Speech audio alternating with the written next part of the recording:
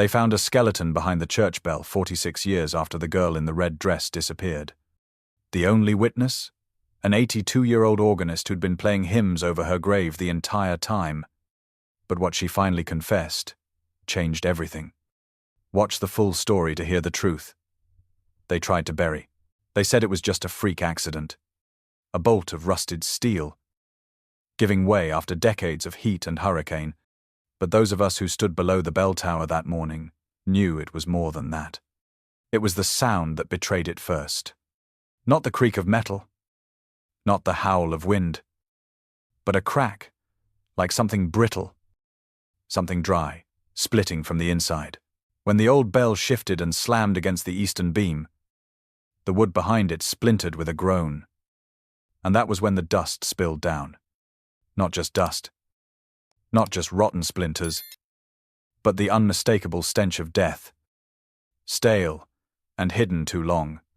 I was there. I saw the moment the bricks fell apart.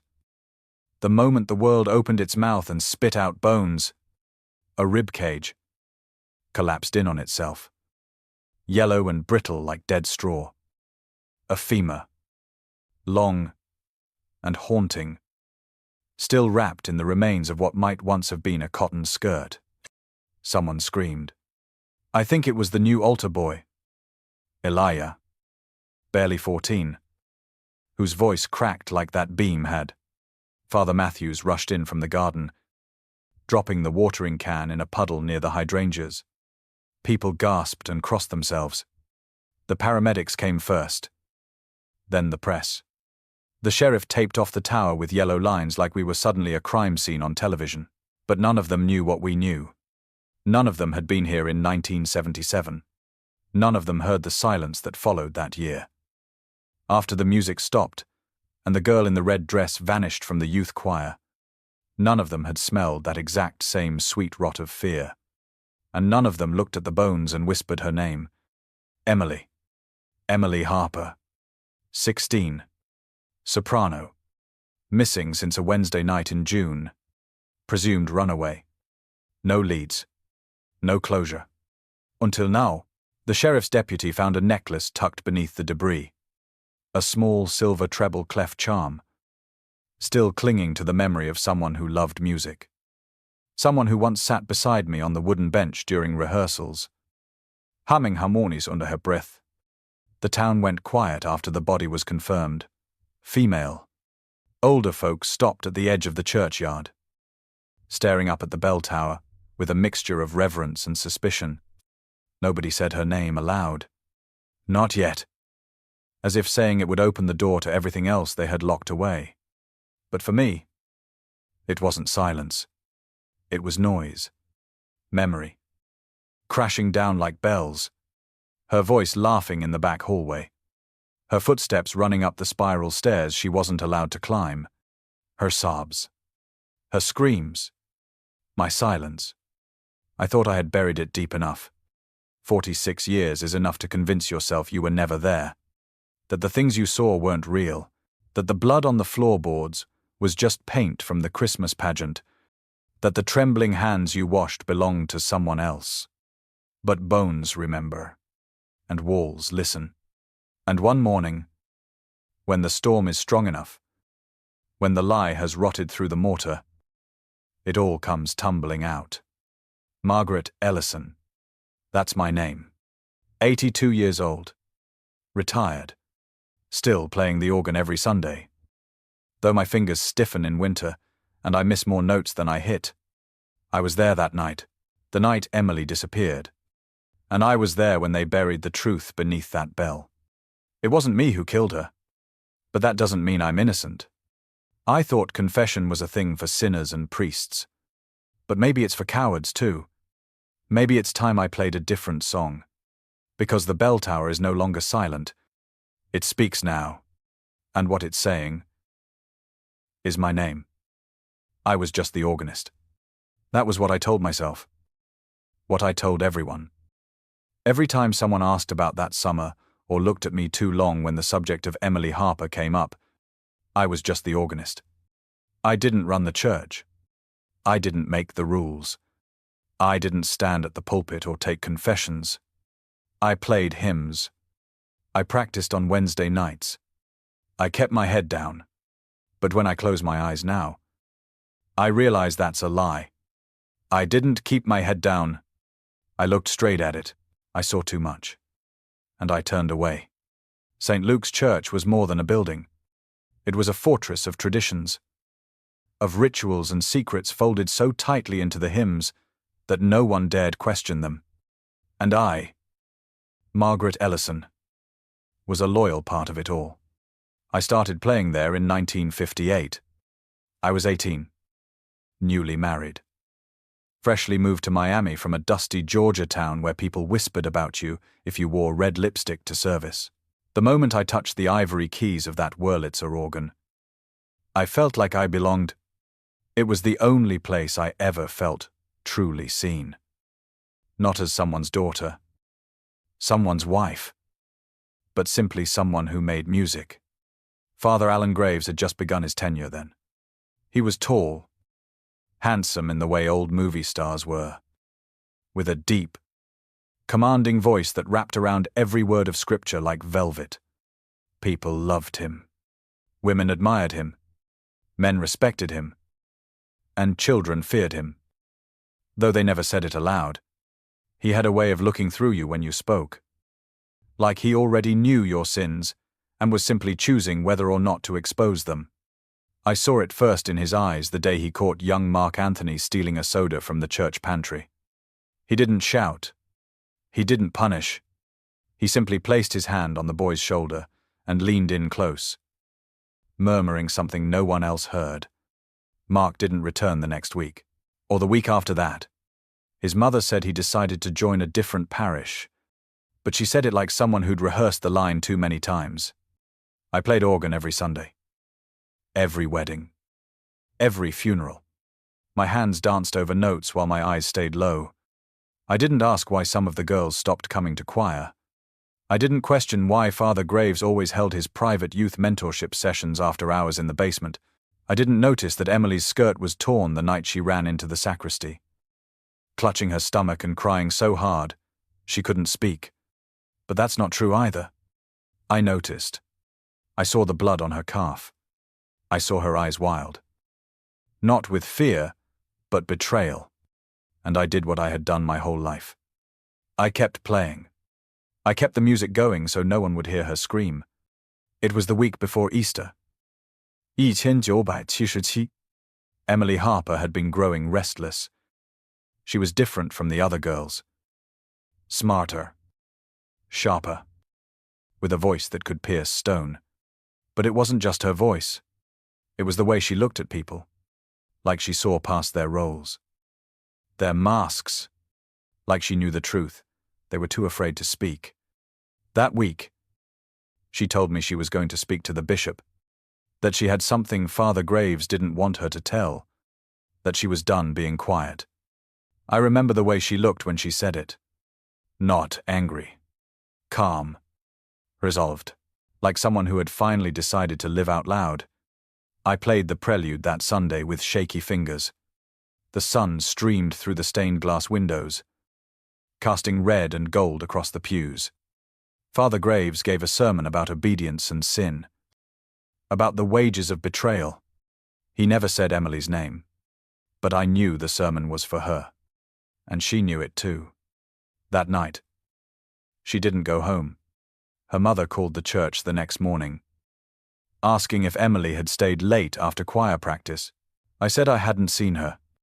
That was the first lie. The next day, I watched from the choir loft as Father Graves calmly reassured the congregation that Emily was a troubled youth who had likely run away, that the police were doing all they could, that we should pray for her safe return. People nodded. They lit candles. They dropped money in the offering tray. And no one asked why the spiral staircase to the bell tower had been suddenly locked with a rusted chain. But I knew. Because I had heard the scream. Because I had seen him follow her up those stairs. Because I had been there. Behind the organ. Frozen in place. Too afraid to move. Too afraid to make a sound. I was just the organist. That's what I told myself as I cleaned the blood off the stone tile in the hallway. That's what I whispered as I watched the workers patch up the broken wall behind the bell. That's what I said when I saw her face on the missing posters. When I looked her mother in the eye and offered false condolences. That's what I clung to for 46 years while I sat in that same church. Playing the same hymns. Burying the same guilt. I was just the organist. But now the bones have been found. And that excuse has lost its music. His name was Father Alan Graves. But no one called him Alan. And certainly no one called him just Father. Around St. Luke's, he was simply known as the Voice. The voice that baptized our babies, buried our dead, and made even the fiercest sins sound forgivable when spoken from the pulpit.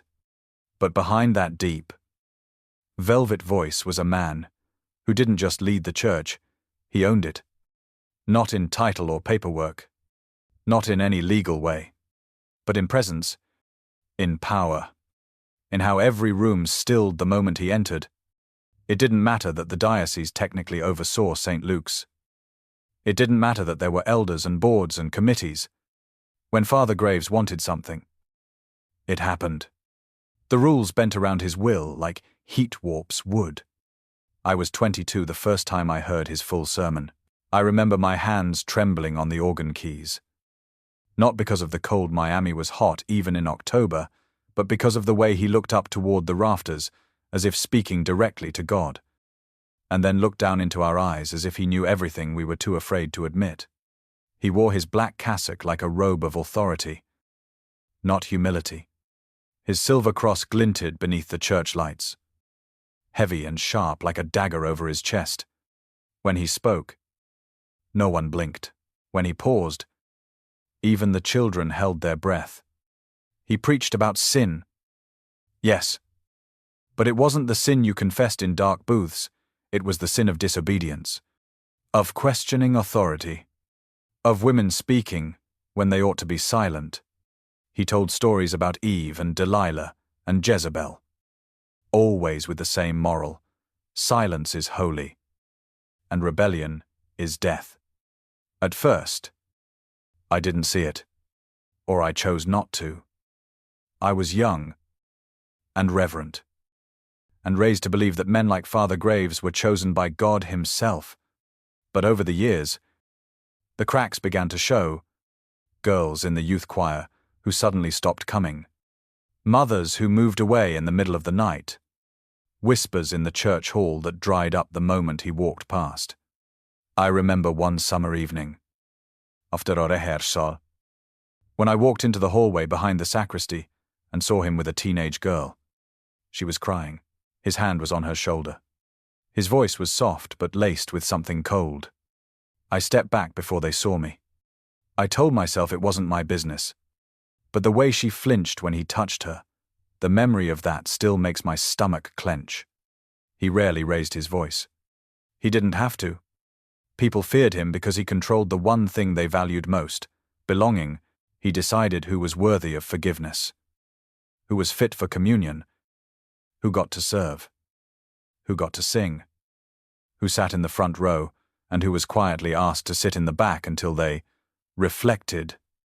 No one wanted to be on the wrong side of Father Graves, including me, especially me, because I knew what it meant to be dismissed. I had seen him do it. I had seen how easy it was for him to twist a truth, to make someone's pain look like rebellion, to erase a name from the bulletin and pretend they had never existed. He didn't yell. He didn't threaten. He simply turned his face away. And the congregation followed. Like sheep, like fools. The first time I heard Emily Harper sing, I knew she was going to be trouble. Not because she was loud or rude or disrespectful, but because her voice couldn't be ignored. It was bright and piercing and strong. And Father Graves didn't like strong. He tolerated talent, as long as it bowed.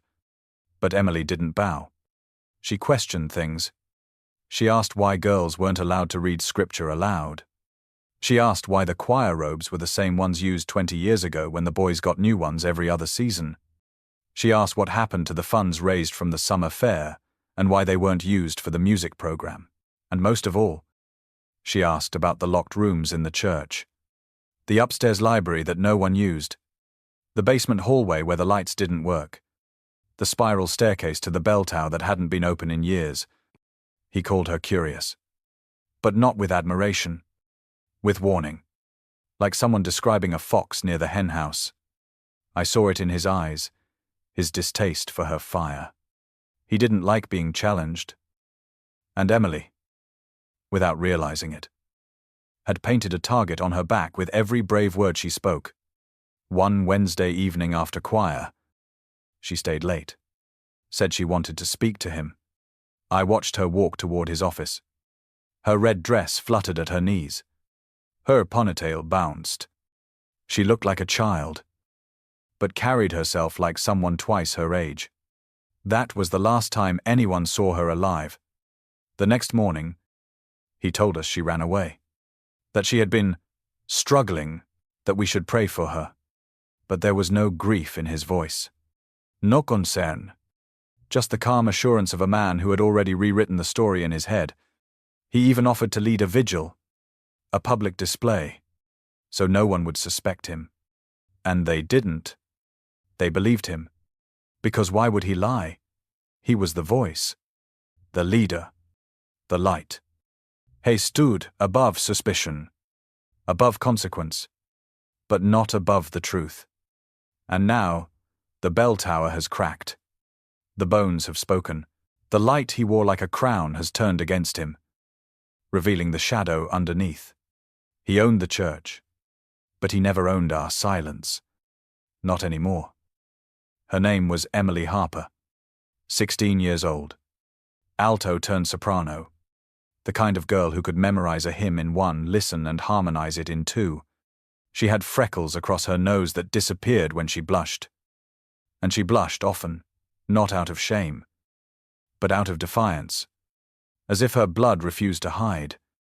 She was one of the only girls who ever asked to rehearse alone with me. Just the two of us. In the chapel, after everyone else had gone home, I remember the first time she sat next to me on the organ bench, her knees bouncing slightly, fingers curled in her lap. I asked her if she was nervous. And she said, "No. Just angry." I asked why. She said, "Because I sing better when I'm angry." Most girls her age giggled about dresses and boys and prom. "Emily?" She asked questions. "Why are the front pews always reserved for people who donate the most? Why can't girls serve communion? Why does the church help starving children in another country but ignore the homeless man who sleeps on the back steps every Thursday night?" I didn't have answers. I barely had excuses. But I liked listening to her talk. Her voice had conviction, even when her hands trembled. And her voice when she sang. It wasn't just notes. It was memory. It was protest. It was something holy that refused to be silenced. I began noticing the way Father Graves looked at her. Not like he looked at the rest of us with patronizing affection or silent dismissal. With Emily, his gaze lingered, calculated. The way one might study a match before deciding whether to strike it or drown it. He called her firebrand, once during a rehearsal. Everyone laughed. She didn't. She just looked at him. Unflinching. Like a mirror he couldn't crack. And that's when I knew he was going to find a way to break her. The last day I saw Emily alive. She wore that red dress. It wasn't scandalous. It wasn't even tight. It was cotton. Soft at the seams. Cinched gently at the waist, with buttons down the front, and a small lace collar. But it was red. The color of women who don't apologize. The color of danger. The color of blood. That Wednesday, she arrived early for choir practice. Earlier than usual. She looked pale, quiet, not like herself. I asked if she was feeling okay. She said she needed to speak to Father Graves about something serious. I remember that sentence. I remember the chill that climbed my spine when she said it. Something in her voice cracked, not from fear, but from finality, like she had made up her mind about something she knew would cost her. Practice ended around 7:30. She waited outside the sanctuary doors as the others filed out. I watched from the loft as she paced, clutched her songbook, and stared up at the bell tower window. The sun had dipped, casting long shadows through the stained glass. I told myself to stay out of it, that it was none of my business, that she was brave enough to speak up, and I had no right to get in the way. And then I saw him enter. Father Graves. He didn't see me. He rarely looked up at the loft. But I saw the way he put his hand on her shoulder, the way she stiffened, the way his mouth moved slowly, calmly, like a serpent coiling its story. And then he led her toward the staircase, the one that wound up the bell tower, the one locked every day of the year. Except that day, something inside me screamed, a voice I hadn't heard in years. But I didn't move. I didn't speak. I didn't stop him. I heard the first scream 20 minutes later. It wasn't loud. It was muffled, distant, like someone screaming into a pillow. Then came the thud. Then silence. I sat frozen at the organ, staring at the keys, counting the seconds, praying for the sound of footsteps descending. None came. Only Father Graves. 30 minutes later, walking back down with dust on his collar and sweat on his brow. He didn't look at me, just passed by, calm as a funeral procession. I asked where Emily went. He said she had gone home. I nodded, lied to myself again, told myself she must have run off angry, that she needed space, that she would come back. She didn't. The next day her mother came to the church crying, holding a picture and a backpack. I told her I hadn't seen Emily after practice. Another lie. The police took statements, checked nearby shelters, filed a report. But no real search was done. The church made it clear Emily was troubled. She had likely run away. And people believed it, because it was easier than the alternative. It was easier than imagining that the girl in the red dress never made it down those stairs, that she was still up there, hidden, trapped, entombed behind the stones we prayed beside every Sunday. I tried to forget. I tried to bury it. But that red dress haunted me. Every time I closed my eyes, I saw it. Every time I played the closing hymn, I heard her voice missing from the chorus. Every time I walked past the bell tower, I felt the weight of what we had allowed. She was only 16. She wanted to sing. She wanted to speak the truth. And for that, she was silenced. But now the bell tower has opened, and the dress, though tattered and grey with time, has spoken for her. It screamed louder than I ever dared to. Emily Harper wore red the night she died. And I wore shame for every year since. The first time I ever lied inside a church. I was 9 years old. I told my Sunday school teacher that I'd memorized all of Psalm 23, even though I hadn't made it past the first line. She smiled, patted my head, and told me God would forgive me if I just tried harder next time. That was the moment I learned that some lies are allowed, even inside sacred walls, especially if they keep the peace. But what I did after Emily Harper disappeared wasn't a white lie. It was a darkness I swallowed whole, a silence I chose. And I chose it again every single day for 46 years. I watched. I lied. And now, I am haunted not just by what happened to her, but by what I did to myself. In the process, the day after she went missing, I walked into the chapel before dawn. The sun hadn't risen, and the pews were empty, except for a single hymnal lying face down on the center aisle. I picked it up. I don't know why. Maybe I thought it was hers. Maybe I was looking for a sign, something that would force me to speak. But the pages were blank, torn, useless, like me. I went to the organ, sat down, placed my fingers on the keys, and played "Be Still My Soul." Slowly, deliberately. Each note, like a step deeper into the grave, I had begun to dig for my own conscience. Father Graves entered halfway through the second verse. He didn't say a word. Just stood there, listening. Then he walked to the pulpit and began preparing for Sunday Mass, as if nothing had happened. That's when I understood.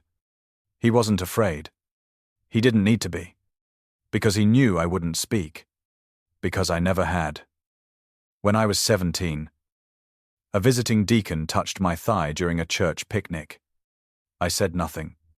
When I was 29, I saw Father Graves lock the basement door after a girl had run out crying. I said nothing. And now, at 39, I had just witnessed the disappearance of a girl whose only crime was refusing to bow. And I said nothing. Again. They questioned everyone in the choir. Parents. Friends. I sat before the officer in the parish office, folded my hands, and recited the same story I'd already told myself. So many times it had become reflex. Emily left early. She was quiet. I assumed she went home. I didn't see her after that. Ali. A perfect, seamless lie, delivered with calm eyes and a steady voice. The same voice that sang the Lord's Prayer every Sunday. They thanked me, said if I remembered anything else, to let them know. I nodded, and walked away. That night, I scrubbed the hallway floor outside the stairwell. No one asked me to. No one knew I did it. But I saw a spot dark, rusty, almost dried, and I couldn't leave it there. I dipped the rag in hot water, watched it turn red, and scrubbed until my knuckles burned. It didn't come off entirely. It never does.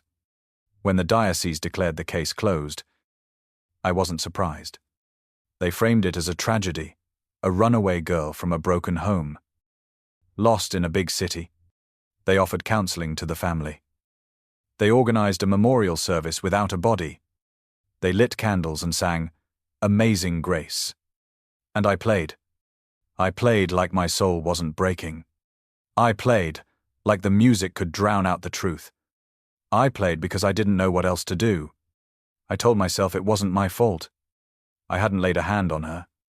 I hadn't pushed her. I hadn't sealed the bricks behind her bones. But I had watched. And I had lied. And that made me just as guilty.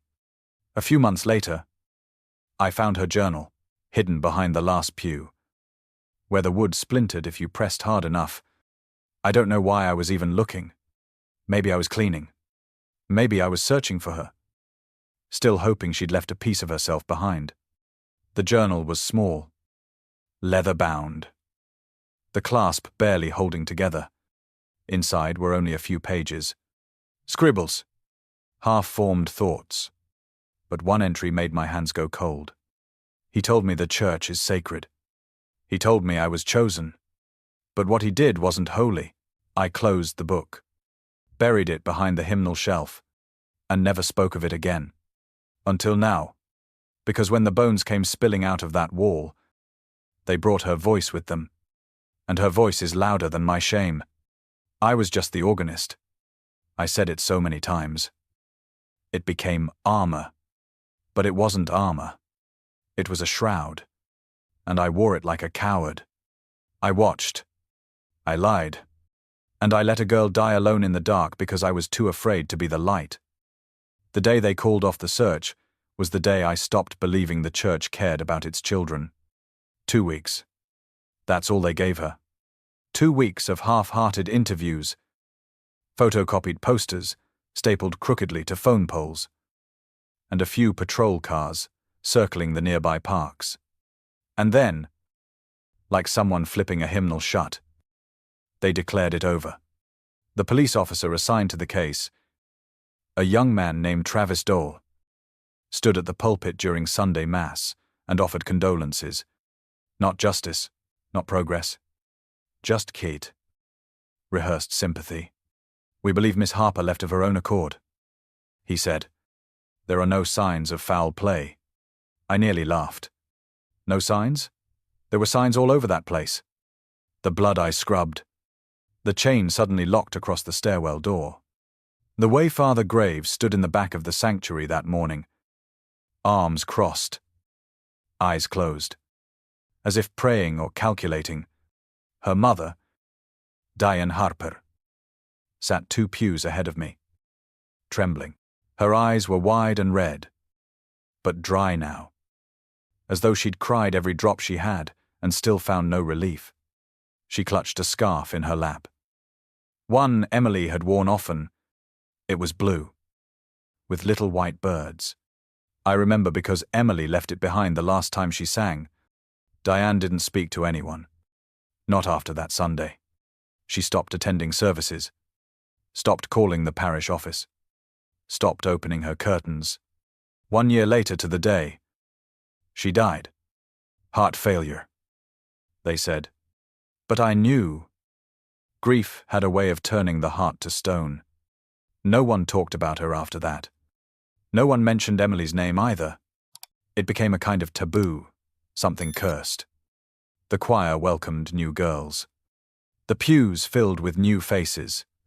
The church repainted the walls and refinished the floors. But I still walked past that locked door every week. And every week I heard the echo, not of a scream, not anymore, but of silence. The kind that only follows a lie. I tried to speak once. I was 43. It was after a sermon on repentance. Father Graves had spoken of secrets, of how harboring sin corrodes the soul. He looked straight at me when he said it. I don't know if he meant to, but I felt it in my bones. After the service, I approached him. My palms were sweating, my throat dry. I asked to speak with him privately. He agreed. We sat in his office, the same room Emily had entered that night. He closed the door gently. I looked at the cross on the wall, the same one he always faced during prayer. I think we should talk about Emily, I said. His expression didn't change, not even a flicker. He leaned back, folded his hands, and asked, "What is there to say?" I stared at him, searching his eyes for even a tremor of guilt. But there was nothing, just calm, steady certainty. "She's gone," he said. "And it's not our place to stir unrest among the living." I left his office shaking. That was the second time I chose silence. After that, I stopped trying. No one else questioned anything. Not the church board. Not the youth leaders. Not even the other women who had once whispered to me in the choir loft about the things he says when no one else is around. One by one, they left, moved away, transferred to other parishes, and I remained. Not because I was brave, but because leaving felt like an escape I didn't deserve. I played the organ through baptisms and weddings and Christmas pageants. Every song a lie, every note a cover, and the bell tower stood tall, quiet, unforgiving. Years passed. The lock on the tower door rusted shut. The younger priests never asked about it. They assumed it was just part of the old building's charm. En architectural relique. And still, I waited. Waited for someone to find her, for the mortar to crack, for the weight of truth to finally break through. But nothing happened, until 3 months ago, when the church decided to renovate the bell tower.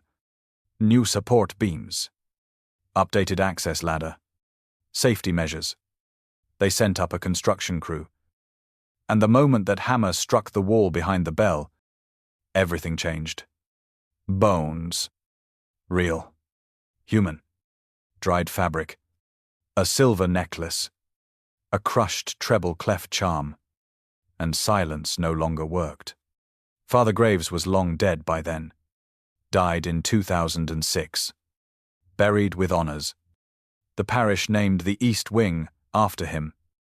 They called him a shepherd, a saint, a man of unwavering faith. I was asked to play at his funeral. I did, but I chose the music.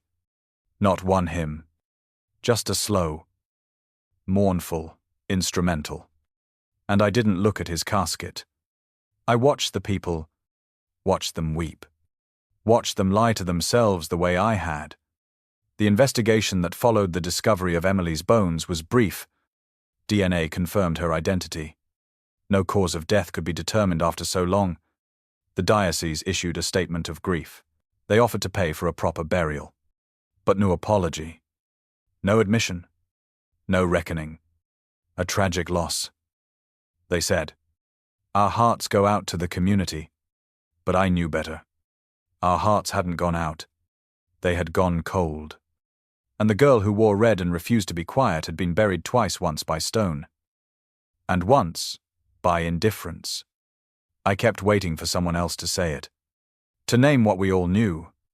But no one did, and maybe that's why. One Sunday morning, I rose from the organ bench, turned to the full congregation, and said, "I need to tell you something." My voice cracked. My knees shook. But I told them what I saw, what I did, what I didn't do. I told them about the girl who sang when she was angry, and the man who called that anger rebellion. I told them about the scream I heard, and the lies I told to bury it.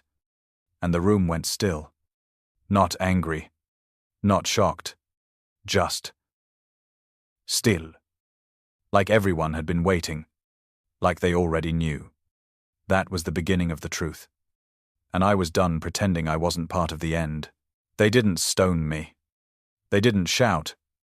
They didn't rise from the pews with torches in their hands like I had feared every night for decades. When I finished speaking, no one moved. Not even the children. The sanctuary of St. Luke's, with its arched ceilings and golden beams of morning light, became a tomb of silence. My voice still lingered in the air like the echo of a hymn cut short. And then a woman in the second row, one I had known since she was a toddler in the children's choir, stood up. She didn't speak, just walked toward the center aisle. Her eyes glassy, her steps firm, and placed her hand on the back of the pew. Her gesture gave someone else courage. Then, another, and another, until half the congregation was standing.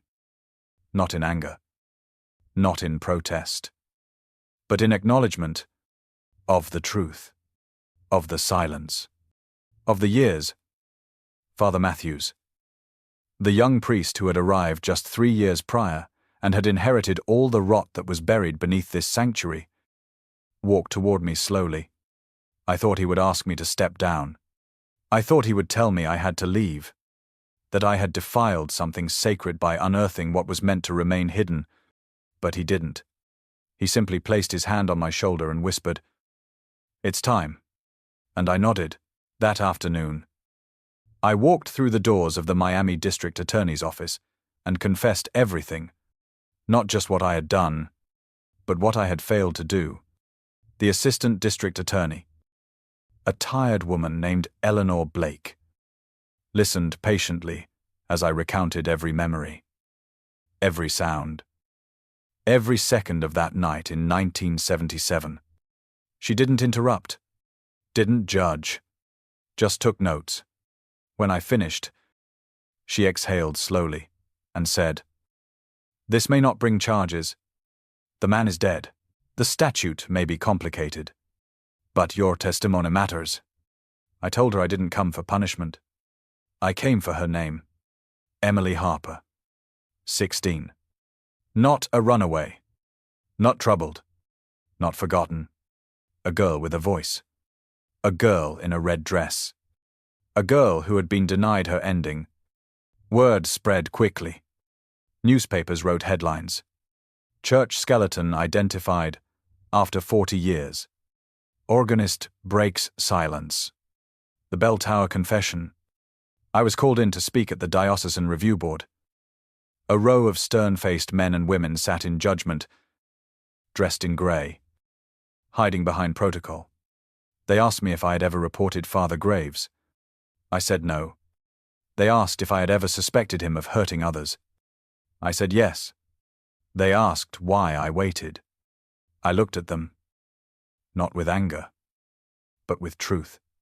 Because I was raised to fear men who speak with God's voice. And because I was a coward, they nodded, wrote their notes.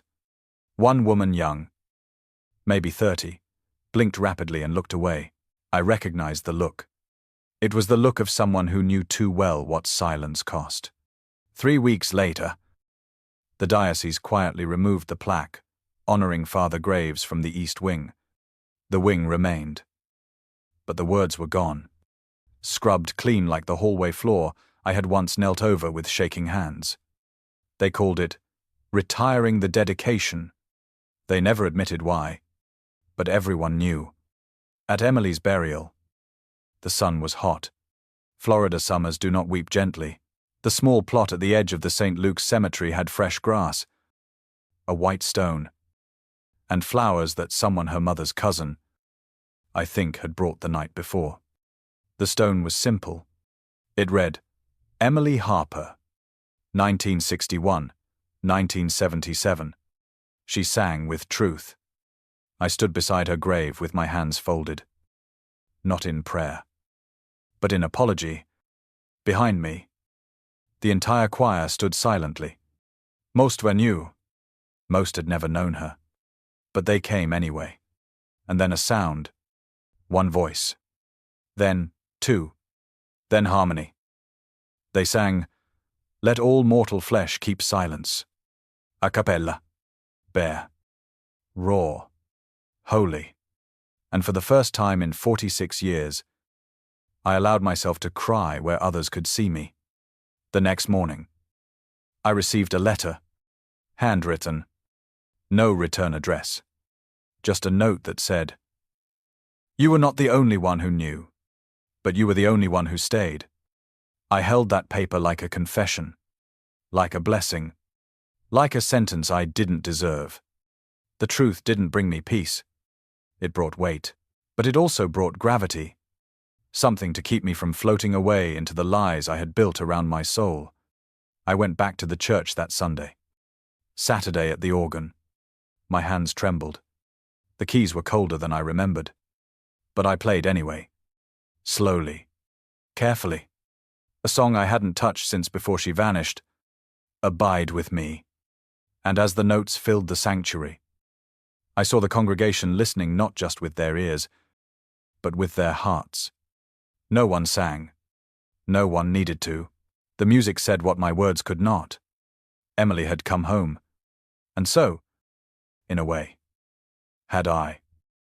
The first note trembled. Me fingers, once so sure, faltered on the G key. But I pressed it again. Held it longer this time. Let the sound linger in the old wooden ribs of St. Luke's Church. The sanctuary had changed. Not in color, or furniture, or stained glass, but in breath. The air itself felt different, heavier with honesty. Lighter with release. For the first time since I was a young woman, I wasn't playing to mask the truth. I was playing because it needed to be heard, because she needed to be heard.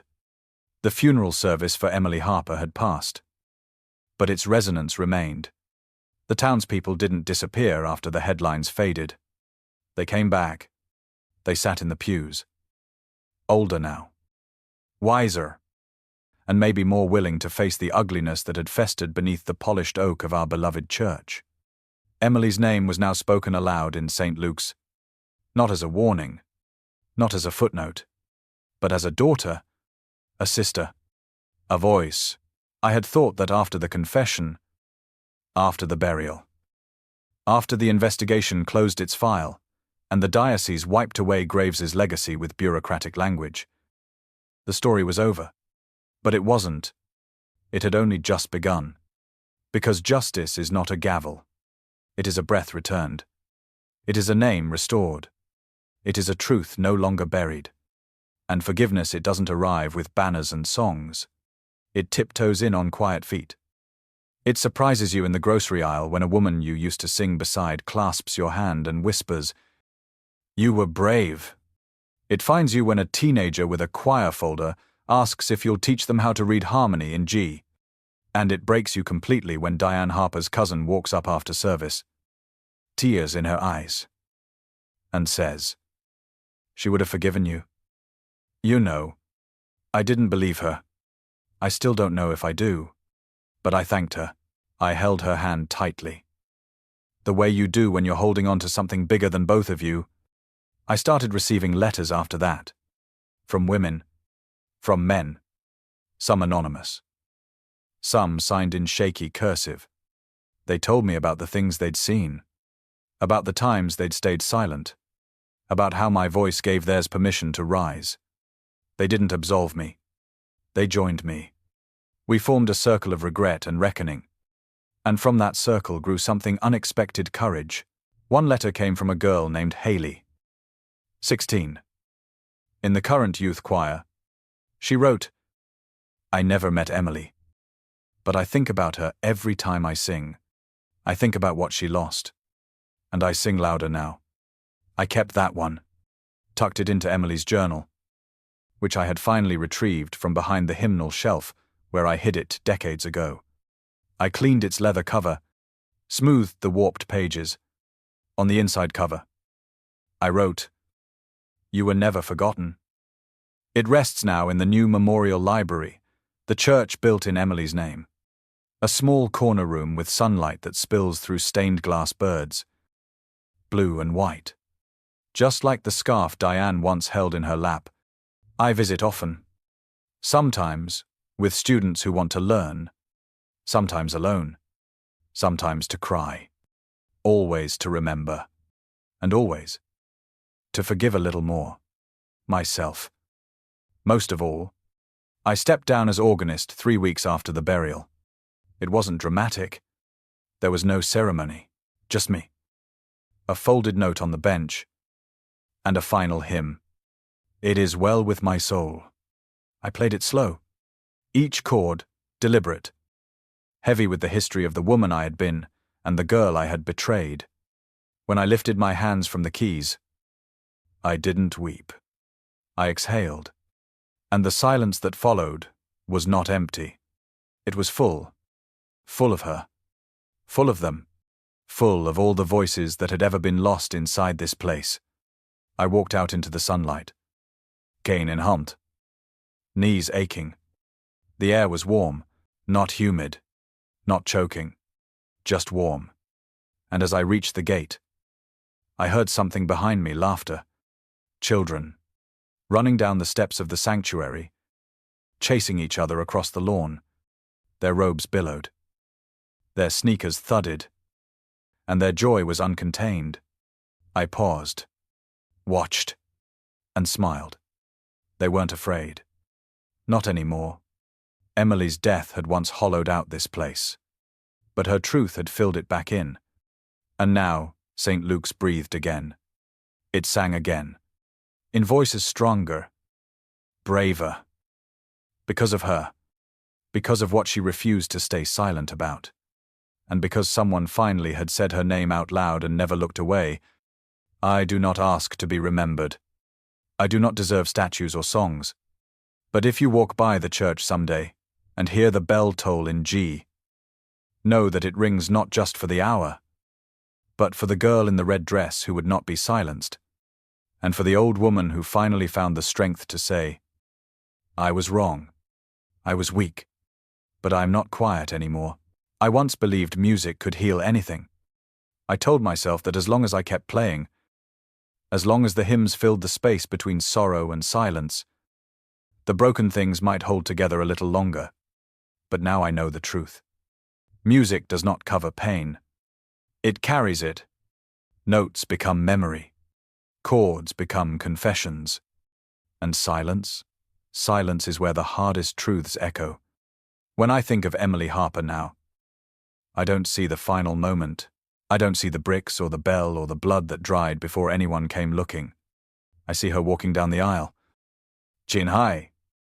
Eyes clear. Red dress swaying like a flag of defiance. I hear her voice, not a scream, not a cry, but a song, strong and steady. And in that memory, she is not a victim. She is a fire the church could not smother. After her memorial, children began asking about her. The younger ones, curious about the name carved on the new bench outside the chapel, asked if she was a saint. I said no, but she was brave. And sometimes, bravery is the closest thing we get to sainthood. The choir sings her favorite hymns now. Not because they have to, because they want to. Come Thou Fount is the one they request most often. The one she used to hum when she thought no one was listening, and every time I hear it. I remember the Wednesday, she looked at me and said, "If I die, tell the truth for me." I didn't. Not then. But I did now. I live in a small apartment near the bay these days. The sea air helps with my breathing. The light here is softer. Kinder. I don't go to church every Sunday anymore. I let the new organist, a girl named Chiara, with calloused fingers and a laugh like wind chimes, lead the hymns now. She reminds me of Emily, not in looks, but in spirit. She questions things. She sings like she means it. She once asked me what it felt like to carry a secret that heavy for so long. I told her, like playing a song in the wrong key, but never having the courage to stop. She nodded, and then she said something I will never forget. You stopped. That's what matters. I used to think I was alone in my guilt, that the silence had only been mine, but over time, more voices joined, quietly, carefully. Other women who had stories, other men who had doubts but said nothing. They began meeting in the church basement, the same one Graves had used to hold mentorship meetings decades ago. Now it holds truth, healing, accountability. No candles, no rituals, just chairs in a circle and a single rule: speak. The diocese never fully addressed what happened. Institutions rarely do. But they didn't stop us either. And that, somehow, was enough. A man from a nearby church asked me once if I regretted coming forward. It tarnished the reputation. He said, "It ruined the memory of a good priest." I looked him in the eye, steady and calm, and said, "No, it saved the memory of a better girl. Emily deserved the truth. So did Diane. So did every girl who had sat in silence, because the room was louder with fear than with justice. I do not wear my guilt like a badge. I wear it like a scar, faded, but always there. A reminder, a leçon, a debt that I will spend the rest of my days repaying, not with punishment, but with presence, with truth, with refusal to ever look away again. Last week, I received a letter. No return address. Just 5 words on lined paper. You broke the silence first. I cried. Not from shame. From release. From knowing that maybe, just maybe, someone else found the courage because I finally found mine. When I returned to St. Luke's for the first anniversary of Emily's memorial, I sat in the front pew. Not behind the organ. Just listening. The children sang. The bell rang. And then, at the end, the silence came. Not hollow. Not afraid. Just still. I stood up, took a deep breath, and walked toward the tower. The door was open now. Unlocked. A sign beside it read, "The Harper Bell Room. A place of truth." I climbed the stairs slowly. My knees ached. My breath came heavy, but I made it. At the top, the light poured through the slats like gold rain. The bell no longer rang on its own. It waited for a hand. Chiara stood beside it, holding the rope. She offered it to me. I nodded, wrapped my fingers around it, and pulled. One toll, then another. The sound was clear, rich, vibrating through the air, like the final note of a song too long unsung. Below, the town looked up. The birds scattered. The sky stayed blue. And somewhere, I believe. She heard it. Emily Harper. 16. Brave. Unbreakable. She sang with truth. And now? Sudawi. In a town where silence once stood taller than the bell tower. One woman's voice cracked the sky wide open. Margaret Ellison was never the villain. But for too long, she wasn't the hero either. And that is the truth most of us carry, choosing comfort over confrontation, loyalty over justice, silence over someone else's scream. But even after decades of stillness, the truth waits. It waits in walls, in floorboards, in hymns half sung. And when it finally comes out, it demands not just justice, but courage. The story of Emily Harper is not only a story about a crime or a cover-up, it is the story of a church learning how to listen again, of a town brave enough to stop pretending, of a girl who would not be erased, and of a woman who, though late, chose to make her final song one of truth, because sometimes the most sacred sound in the world is the sound of someone finally telling the truth. If this story moved you, if it reminded you of the power of speaking up, even when it's hard, please subscribe for more stories like this one. Leave a comment, sharing your thoughts or memories it brought to life. And share this with someone who needs to hear that it's never too late to choose courage.